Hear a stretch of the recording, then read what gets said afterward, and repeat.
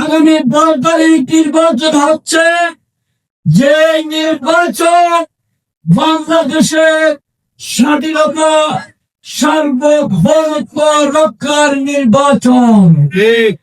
এবং এই নির্বাচনের মাধ্যমে বাংলাদেশের মানুষ বুঝিয়ে দিতে হবে, কোন প্রতিক্রিয়াশীল গোষ্ঠীকে বাংলাদেশের মানুষ চাই না। আমাদের দলের চেয়ারম্যান তারেক রহমান যেদিন বাংলাদেশের মাটি স্পর্শ করেছেন, সেদিন বলেছেন এই বাংলাদেশ আমাদের, এই বাংলাদেশকে আমরাই গড়ে তুলব। আমরা বলতে সে বুঝিয়েছেন হিন্দু, মুসলমান, বৌদ্ধ, খ্রিস্টান, চাকমা, মারমা, সাঁওতাল, ত্রিপুরা আরো বহু জাতির মানুষ আমাদের এই দেশে বাস করে। সবাইকে নিয়ে আমরা এই বাংলাদেশ গড়ব। আমরা কারোর সমালোচনা করব না। নেতা কারোর সমালোচনা যদি করে আমাদের পেট তো ধরবে না। যদি আমাদের পেটই না করে তাহলে তাদের সমালোচনা করি বা কিনা।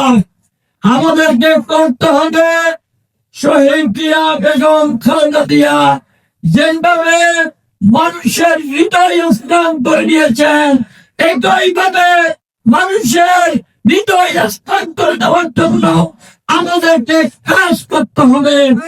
এই কাজ করার জন্য আমাদের দলের চেয়ারম্যান তারেক রহমানকে আমাদেরকে প্রধানমন্ত্রী করতে হবে এই দেশের সার্বভৌমত্ব রক্ষার জন্য। সংগ্রামে উপস্থিতি আমাদের নেতা তারেক রহমান তিনবারের প্রধানমন্ত্রী ছিলেন।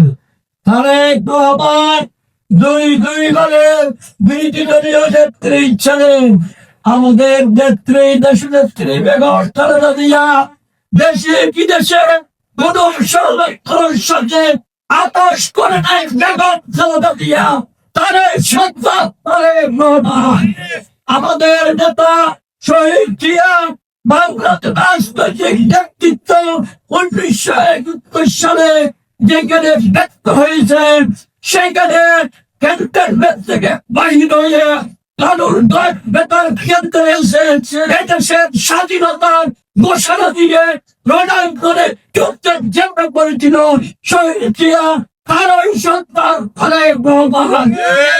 আমাদের নেতা শহীদ জিয়াউর রহমান বাংলাদেশের রাষ্ট্রপতি হিসেবে বাংলাদেশকে বিশ্বের দরবারে অত্যন্ত উষ্ণতায় দিয়েছিল শহীদ জিয়াউর রহমানের সন্তান তারেক রহমান।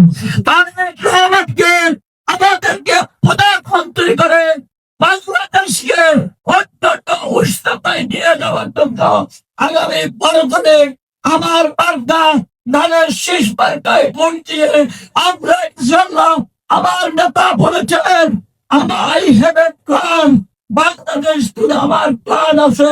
আমরা বলবো আমাদের প্ল্যান আছে পরিচয় প্ল্যান তারেক রহমান হাতে তুলে দেবে ইনশাআল্লাহ।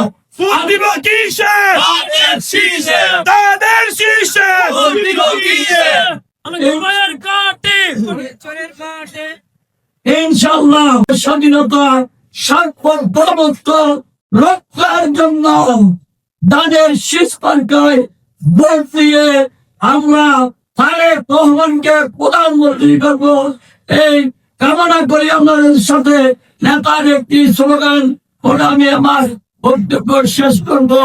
নেতার স্লোগান আমরা সবাই মিলে করব।